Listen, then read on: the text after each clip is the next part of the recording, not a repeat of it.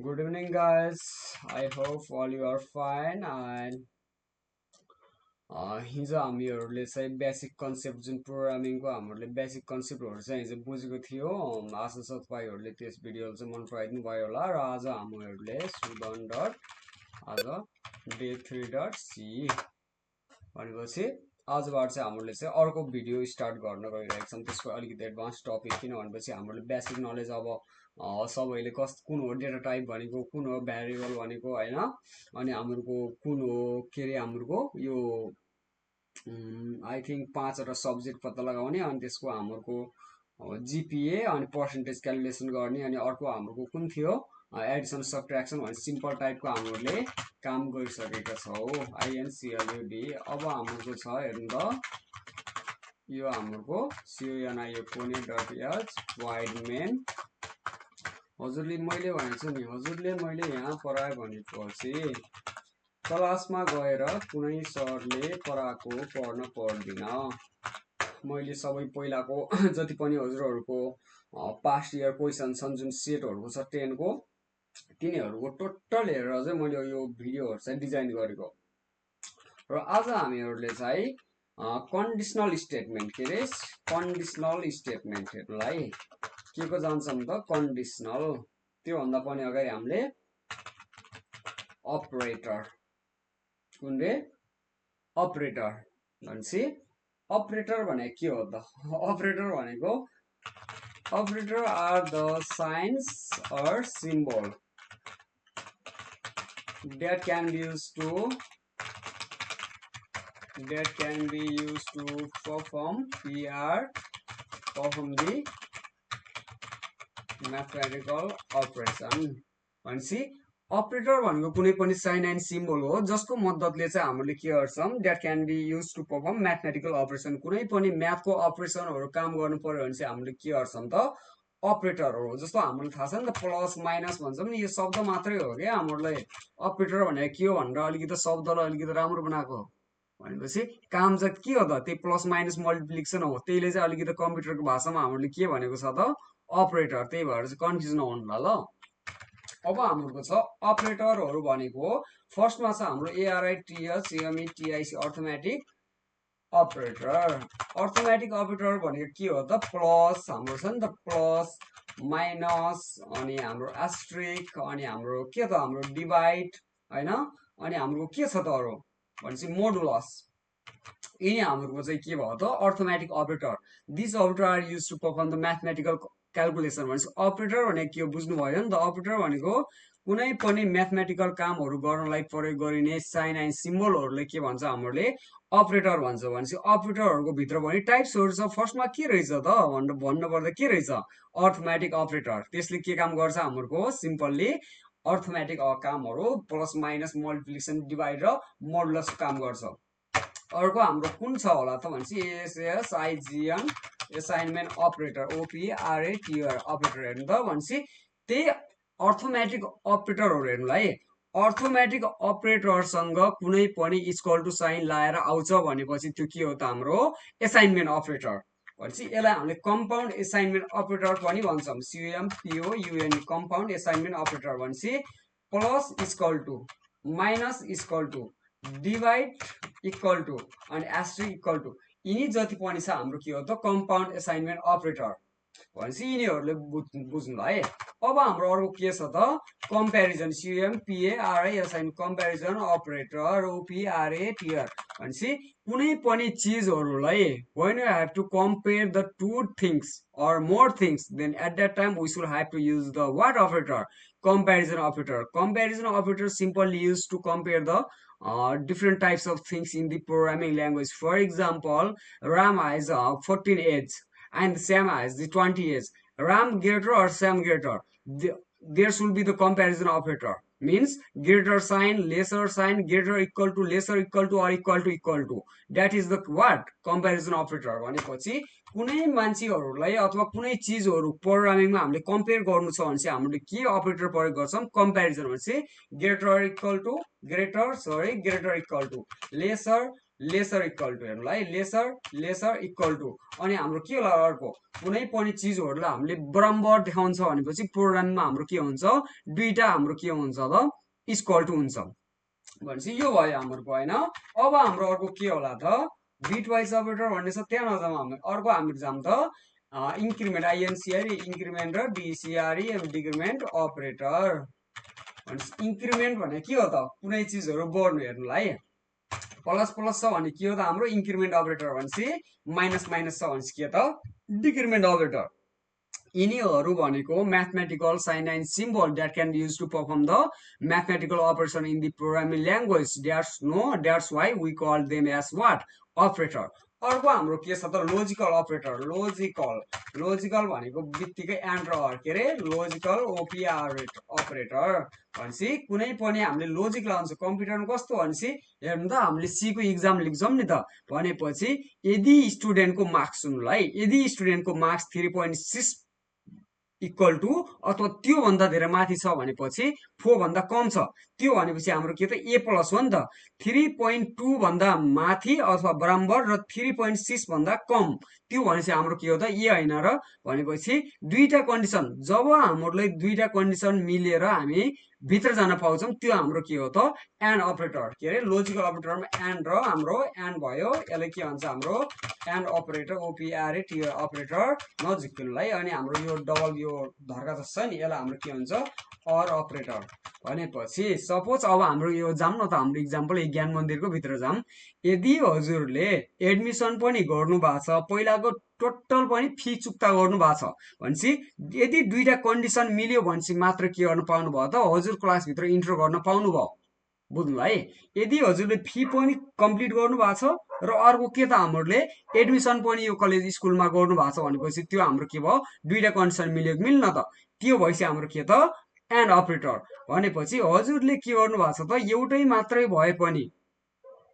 के अरे दुईटा कन्डिसनमा एउटा कन्डिसन मात्र भने मिल्यो भने चाहिँ मात्रै भए पनि हजुर भित्र जान पाउँछ त्यो फेरि हाम्रो के हो त or operator and operator if the both condition are true it only goes into the end section condition भित्र होइन it enter into that particular condition if there is only one condition is true हेर्नुलाई if there is only one condition is true among all the condition then only it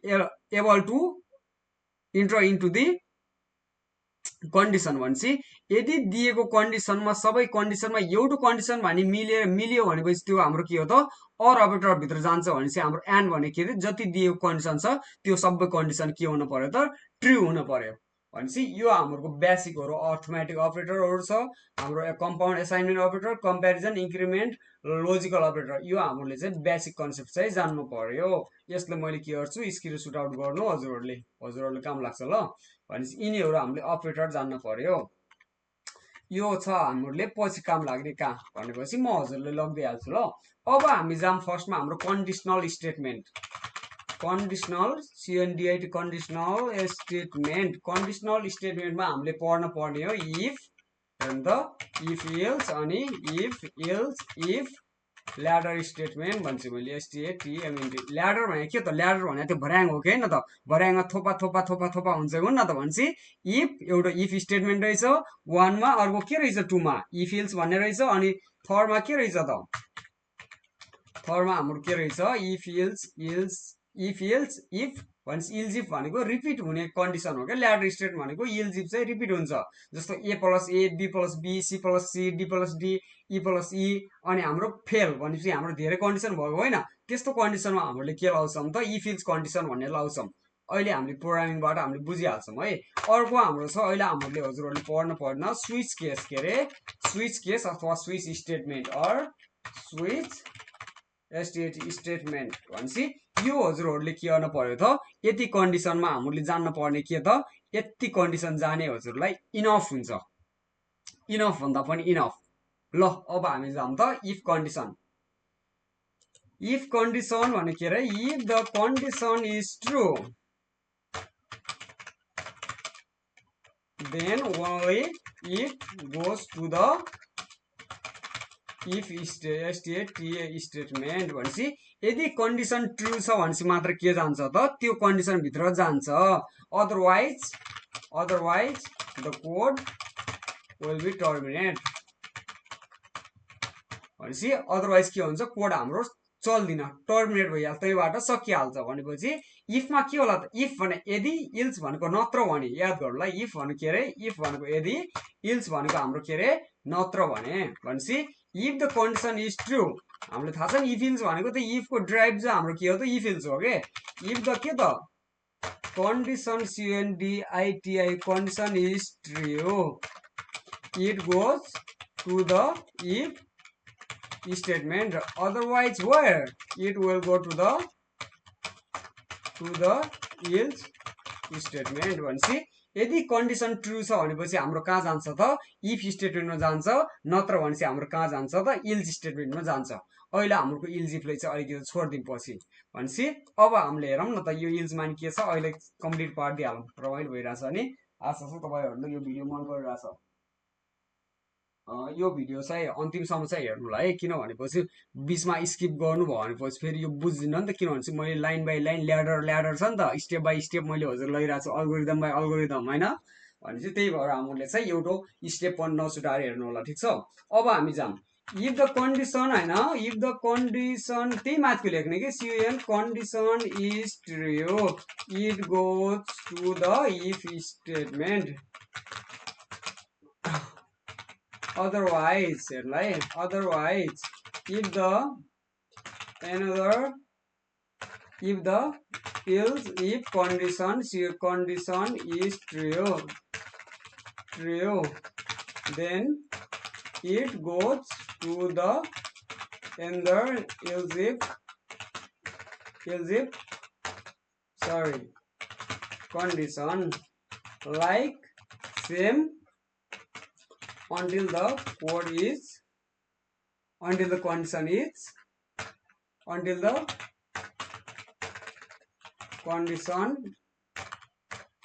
true condition होइन र until the true condition not found जबसम्म true condition found भेटाइन्न तबसम्म हाम्रो के हुन्छ इल्जिफ condition चलिरहन्छ जब जहाँ हाम्रो इल्जिफ कन्डिसन भेटिन्छ नि त ट्रु कन्डिसन भेटिन्छ त्यही कोडमा फेरि के हुन्छ रन गर्ने काम गर्छ and if all the condition are not satisfied or true then if all the conditions are not true then only it goes to the else statement if the condition is true it goes to the if statement यदि condition true छ भनेपछि कहाँ जान्छ त्यो if statement मा गइहाल्छ otherwise if the else condition is true then it goes to the another else statement होइन र यदि त्यो else condition true छ भनेपछि त्यही else condition another होइन है to the else if condition मा गइहाल्छ like same until the true condition not found जबसम्म true condition भेटिन्न and if all the condition are not true यदि अरु कन्डिसन हुन्न it only goes to the else statement भनेपछि यो हाम्रो के हो इफ इल्स ल्याडर स्टेटमेन्ट हो एक दुईपल्ट पढ्नु भयो भने बुझिहाल्नुहुन्छ अब हामी जाम सिन्ट्याक्समा कुनै पनि कोडको सिन्ट्याक्स त हुन्छ इफ हाम्रो के त इफ कन्डिसन अनि हाम्रो के त यो हाम्रो के भयो यो बिचमा मैले यो कोड यो भनेको हाम्रो के हो त इफ कन्डिसनको सिन्ट्याक्स अनि हाम्रो अर्को के होला त सिन्ट्याक्स भन्नु होला हेर्नुलाई है राम्रोसँग बुझ्नु है इफको यो भयो हाम्रो अब इल्सको के होला त इफ त्यही इफमा थपिदिने हो इफ कन्डिसन अनि के त यो हाम्रो बन्द भयो त्यसपछि नत्र भने के भयो त इफ कन्डिसन इफमा मात्र हुन्छ इल्समा हुन्न if the condition is true it goes to the if statement otherwise it will go to the else statement भने के हो त इफ इल्स कन्डिसन भयो भनेपछि यहाँ पनि के त कोडहरु भए अनि यहाँ पनि हाम्रो के हुन्छ त लाइन्स नम्बर अफ कोड भन्ने हुन्छ हेर्नुलाई यो हाम्रो यो ठाउँमा चाहिँ हाम्रो कोड इफ कन्डिसनको यो सिन्ट्याक्स भयो अनि हाम्रो इल्सको के भयो त इफ इल्सको कन्डिसनको यो सिन्ट्याक्स भयो ठिक छ अब अर्को हाम्रो के छ त इफ इल्सको कन्डिसनको सिन्ट्याक्स के होला त भनेपछि हाम्रो के होला त SYNTX सिन्ट्याक्स इफ कन्डिसन अनि यो भित्र के त कोडहरु हेर्नुलाई अनि हाम्रो अर्को के त ठ्याक्कै यसको तलतिर हेर्नुलाई एल्स इफ अनि के त कन्डिसन अनि हाम्रो के त यो भित्र नि हाम्रो के त कोड हो कि हैन त अनि फेरि हाम्रो अझ कन्डिसन छ भनेपछि के त जति कन्डिसन नि दिन पाइयो योमा इल्स इफमा हाम्रो त्यही हो के महत्त्व भनेको बुझ्नुभयो हैन हाम्रो के त इफमा र इल्समा इफमा एउटा मात्रै इफ र इल्स भनेपछि दुईटा इफ इल्स भनेको जति पनि आफूले चाहिए जति हामीले कति चाहिएको छ अहिले मैले दुईटा मात्र गराएँ तर हामीले जति पनि दिन पायौँ है जस्तो हामीले हजुरले एल्स इफ गरेर फेरि कन्डिसन गराएर यहाँ पनि दिन पाउनु भयो यो पनि हाम्रो के हो त कोड भनेर यो पनि हामीले कोड भन्ने लाइन लेखाएको छु नि त त्यो फेरि हजुरले मैले झुक्काएन है योमा नलेखे नि हुन्छ अलिकति राम्रो देखिन्छ भनेर अनि लास्टमा नत्र इल्स नत्र भने हाम्रो के त के होला त कोड भनेपछि हाम्रो यो फेरि के हो त नत्र भनेपछि हाम्रोको यो आइहाल्छ भनेपछि आशा छ तपाईहरुले बुझ्नुभयो होला एकपल्ट हेर्नु त माथिबाट रिभ्यु गर्दै जाम लोजिकल छ हाम्रो operator are the sign and symbol that can be use to perform the mathematical operation कुनै पनि म्याथमेटिकल अपरेसन परफर्म गर्न पर्यो भने चाहिँ हामीले अपरेटरहरू